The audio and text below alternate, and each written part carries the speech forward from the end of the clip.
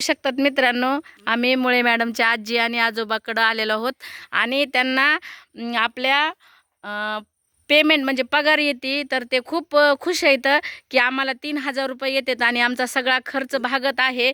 तेवढे पैसे काय आम्ही खर्चित नाहीत. तर आजी, तुम्हाला जर पगार नसती आली तर काय झालं असतं मग? काय झालं असतं? कशाचं काय झालं असतं? खाण्यावाचून मेलं असतं, बाजार हाट भेटला नसता, दवाखाना कुठं कोणी केला नसता. तर तुम्हाला आता संजय गांधी निराधारची पगार येते, तर तुम्ही खुश आहात का आजी? हा खुश आहे का? तर प्रत्येक म्हाताऱ्या माणसाला यायला पाहिजे ना. बघा, हे बाबा पण आहेत, ते पण खूप खुश आहेत आणि बाबाला मुळे मॅडम भेटायला आल्यात म्हणून आनंद अश्रू आहेत बाबांचे.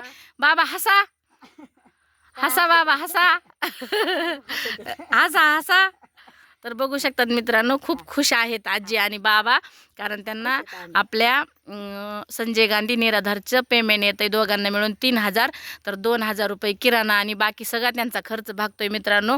एवढ्या डोंगराच्या कुशीमध्ये हे बाबा आणि आजी राहतात. तर बघू शकतात मित्रांनो, किती लांबून 4 किलोमीटरहून त्यांना चालत यावं लागतंय, पण त्यांना पेन्शन येत असल्यामुळं दोघांचं पण जीवन खूप आनंदी आणि सुखी आहे मित्रांनो. बघू शकतात. सुखी आहेत आम्ही. आम्हाला तसं